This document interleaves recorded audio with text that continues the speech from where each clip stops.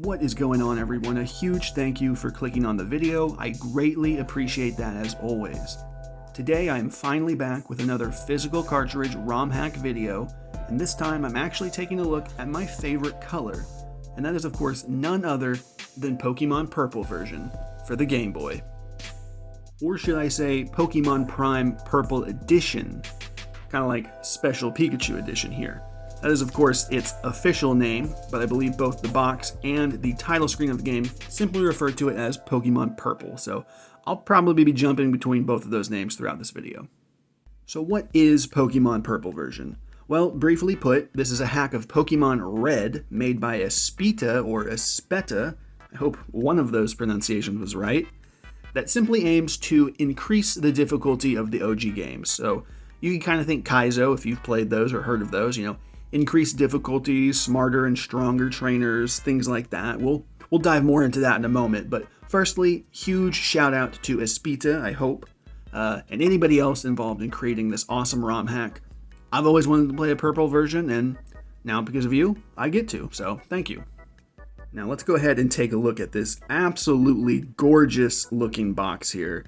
I mean, wow, right? Just amazing. So we're actually rocking a cardboard box this time around instead of the usual hard plastic case, sometimes repurposed DS case.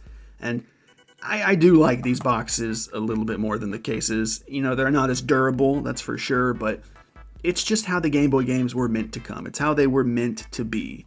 And of course, I gotta say, if there's any imperfections with this box, it's probably my fault because I did actually have to fold this myself. It came to me unfolded, so if there's any weird creases, that's on me. We've got Gengar here for our cover/mascot Pokemon.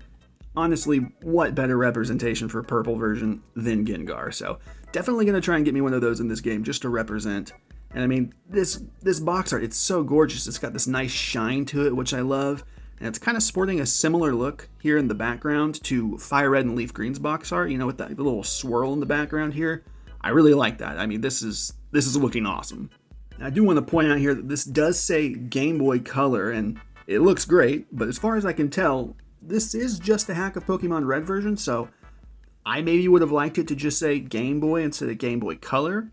Maybe that's just me. I don't think it's technically inaccurate. You could play it on a Game Boy Color, but since this is a Gen 1 hack, like I said, maybe just say Game Boy. I don't know, that's just me. If this were a Gen 2 hack, I probably wouldn't have said anything. Go ahead and move on to the back here. Still looking absolutely amazing. Got that shine and everything. We have a little description here of what it is to play Pokemon and be in the Pokemon world here. So feel free to take a read there if you want to. This, however, right here, I think is probably the most important thing. All 151 Gen 1 Pokemon can be obtained without trading. That's definitely got me more curious about that Gengar. I'm going to be looking forward to seeing if that is true. And of course, I should probably point this out, requires basic reading skills to fully enjoy the entertaining story. So you got to be able to know how to read, people. If you're illiterate, maybe click off and come back whenever you can read. And we do have Ash here representing on the back. Kind of odd, you're technically not Ash in these games, but I suppose it's not completely inaccurate. You're kind of a counterpart to him. I do find it odd, though, that he is wearing the Hoenn hat, or maybe that's the Sinnoh hat. I'm not 100% sure which one that is, but I know it's definitely not Kanto, so that is a bit of an odd inclusion, if I say so myself. And I do love this here. We've got the not original Nintendo seal of quality. I always try and point that out in these games in these videos that these games are in no way official by any means whatsoever. Most games I take a look at, they usually just kind of copy the actual seal. So I always try and point out that these games are not official in any capacity whatsoever. However, this one actually made the effort of changing it themselves a little bit, so I appreciate that. Also feels like a good time to point out that this physical product was in no way created by the ROM's creator. It was made by a separate entity entirely. Sort of a fan-made passion project, as I like to say. So in no way is this an official product at all. Figured that was probably worth pointing out. Now, the actual cartridge itself did come in this little plastic case, as well as this cardboard holder here. But the actual cartridge, right here, I mean, take a look at that. I absolutely love this. This color is absolutely perfect for the game. I'd be curious to see what maybe would look like a shade or two darker, but this is flawless if you ask me. This is just absolutely stunning. We of course have more Gengar here for our cover Pokemon, as well as it's sporting this beautiful shine or shimmer here, whatever you want to call that. Wow, and the camera's actually doing justice this time. I mean, look at that sparkle. That is just gorgeous. And you'll notice here it's got this sort of bump or bubble or bevel, whatever you want to call it, that sort of continues to represent the Game Boy Color side of things. But you'll notice here on the back, we've actually got this little notch here, which I believe indicates that it can play on an original DMG, and it's not, in fact, a color exclusive. I'll go ahead and whip out my crystal version here. Don't make fun of me for not having a label. It's just something I did. But you'll see Crystal does not actually have that there, indicating that it is, in fact, only able to play on a Game Boy Color. So I believe I'm getting that indication right. Either way, I just want to point out again that this looks gorgeous. This is a flawless 10 out of 10. I would be curious to see what maybe would look like, an original shape, like the actual OG Game Boy shape. I think that could look really interesting. Either way, I absolutely love this cartridge. I mean, this is a 10 out of 10, if I didn't already say that. I do often get people asking me what the insides of these look like, so I'm going to try and be opening these up more often. So this is what the inside looks like. We don't have like a normal standard battery. I'm assuming this is probably just some sort of flash save. I wish I knew more information about these cartridges and their types, but I don't. But for anybody who is curious, this is what we're working with on the inside here. So in my opinion, the physical aspect of all of this is checking out. It's looking amazing. So let's go ahead and pop this into a Game Boy and see what's what. Ladies and gentlemen, and everyone else, here we are with Pokemon Purple, or Pokemon Prime Purple Edition. Now I'm sure everyone is just clamoring to know, does this game save? Does the cartridge work? Well, it just so happens that it does. This game holds a save, and I put hours upon hours grinding this game. It was insane. I have not grinded this much in a game in a very long time. I'm also happy to report no glitches from what I gathered, at least. Everything seemed to operate as intended, so all in all, turned out great. Now, for those wondering about the Pokemon Purple ROM itself, let's go ahead and dive a bit deeper into that, shall we? I will, of course, be leaving a link to this game's Poke community page down below. That should cover pretty much everything that's added into the game, but I am going to talk a bit about it here as well. So, Purple version here is essentially a revved up Pokemon Red. You're still playing the same old Gen 1 Kanto game, so none of that's changed. Same story, cities, characters, etc. But where this game really changes things the most is definitely the gyms. Obviously, this game's biggest feature is probably like the increased levels and difficulty and counter rate and whatnot. So you're going to notice things like that right away. Like, I was running into level 5s and 6s on Route 1, so that was something. But the gyms, in my opinion, is where all of the fun is. I've made it pretty clear in the past that playing through the gyms in any Pokemon game, especially the ROM hacks, are my favorite thing to do. I always look forward to seeing how the ROM hacks are going to change things up. So in here, you still fight all of the same gym leaders, Brock, Misty, Sabrina, all the good ones. But it's the physical inside of the gyms that have been completely remixed and reworked. We've got all new layouts to all of the gyms and new puzzles, if you consider these old game things puzzles. But the entire inside is different. It's a whole new experience, and it genuinely was a blast because you didn't know what to expect when walking into a gym, like how it was going to look and everything. They are, of course, limited to Gen 1 style, but they reworked them in such fun ways, and I was thoroughly impressed. The fun, however, does not end there. Like I said, this game has turned up the difficulty a notch or two, and all of the gym leaders, and just CPU in general, they're all smarter, but the gym leaders, all of them have a full team of 6. Even Brock has got a fully lined up team ready to kick your ass, so just be prepared. If you pick Bulbasaur or Squirtle, you'll probably be fine. And the trainers, they're stacked too, but they don't have a full team of 6, but just everybody is a little bit stronger and smarter. Another really neat new aspect was being able to encounter Pokemon inside the gyms. So obviously that adds a bit of a challenge, but I personally didn't really see it that way. You could pretty easily just run away or go back and heal, all that good stuff, but I really like this add-on for the sake of grinding and team diversity. You could run into some pretty unique Pokemon pretty early on, and it helped you be able to craft teams that would normally take a lot of effort to make. Like Brock's gym, for example. You could run into wild Rhyhorns in there. So not only could you get yourself a solid Pokemon super early, but they also gave out some pretty decent XP, which helped with maintaining that level increase this game's got.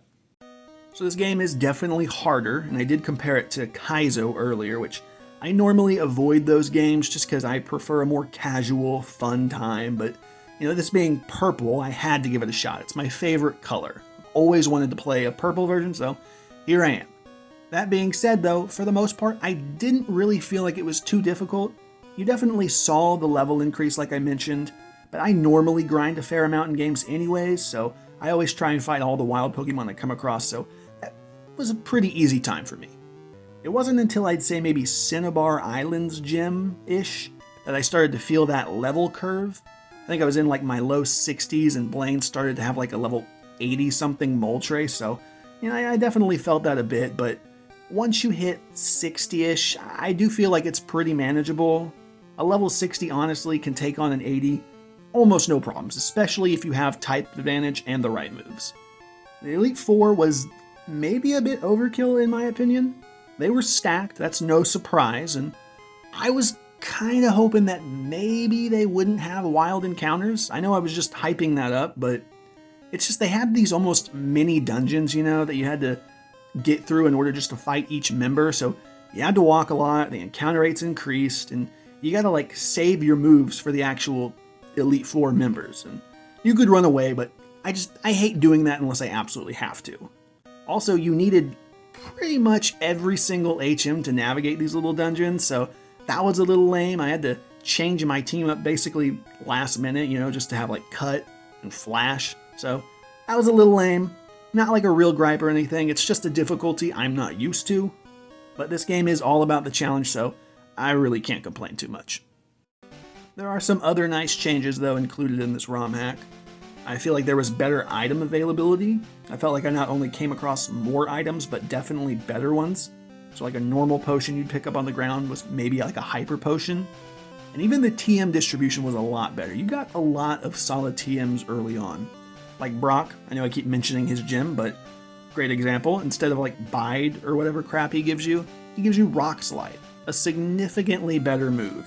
And just in general access to way better moves for a lot of the Pokemon. I'm fairly certain that they tweaked several, moves that Pokemon learn just through natural level up, things like that.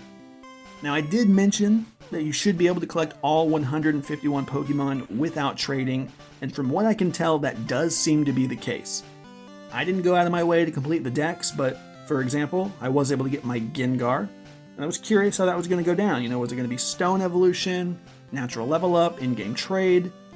It was the in-game trade, which was probably my least preferred method, but mainly just for disobeying. They obviously, are stronger, but they also get some silly nicknames. That's why I've got Gozer and Fu Manchu. I did not pick those names, I swear. I did try leveling up Kadabra. I got him to like high 40s before I figured out it probably was not going to happen this way.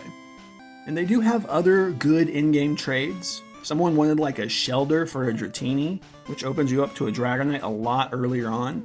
You can just snag a Shelder over at Misty's gym and you're set. You can get all of the starters. I think Bulbasaur replaced the Magikarp Salesman, so now just 500 for a Bulbasaur. Seems pretty fair. And Squirtle replaced the free Eevee, and Eevee was added into the game corner, as well as Mew. And I think a lot of those harder to get Safari Zone Pokemon, which I appreciate because the Safari Zone in this game is horrendous. So that was a nice little tweak, being able to just go to the game corner and buy those if you work for it. As for Charmander, I'm sure he's in this game, but I oddly enough could not find him. And I swear I talked to everybody in this game. There has to be somebody or something I missed, but I was not able to find him. I'm sure he's in here. It would be odd if he wasn't. Sadly, not too many quality of life changes, unless you include what I was just talking about earlier as quality of life, you might. But no running shoes, no infinite TMs or bigger bag space, things like that. It would have been nice, but I grew up with Gen 1, so I'm kind of used to being shafted in that way. It is what it is. It's the Gen 1 experience. They also didn't alter any of those annoying Gen 1 mechanics that we all know and love, like spamming Wrap and Fire Spin. I hate that crap. Also just straight up cheating enemies, like when they they use a potion when they're already full HP. It's literally like they're choosing what to do after you decide what to do. Gotta love that, right? Overall, I did enjoy my time with Pokemon Purple version. I'm glad I dipped my toes in the water of a more hardened Pokemon experience. I personally still don't plan on trying anything super hard like Kaizo. I do think I prefer a more simple experience, but this was definitely a fun time, and if you like a bit of a challenge, this game might be for you. I couldn't find a ton of information on this hack aside from the Poke community page. I didn't see any real walkthroughs or breakdowns of the game, so it was certainly a challenge, and if that's something you like, I definitely recommend you check this game out. That is going to bring us to the end of the video here, the end of Pokemon Purple or Pokemon Prime Purple Edition. I think either way you say it is probably fine. So again, huge shout out to Epseta for creating this awesome ROM hack. Super glad I tried it. I had a ton of fun playing it. Took me a really long time, but that is of course pretty normal. There's just a lot of grinding involved in this game. So if you all enjoyed the video, feel free to leave a like. That would help out the video a ton, and if you all enjoy this type of content, feel free to hit the subscribe button. I've got tons of videos like this. I'm always trying to pump out new ones, and if there's anything you want to see from me in the future, or if you have any questions or comments, feel free to leave those down below, and I will do my best to get back to you. But until next time, I'll see you all later.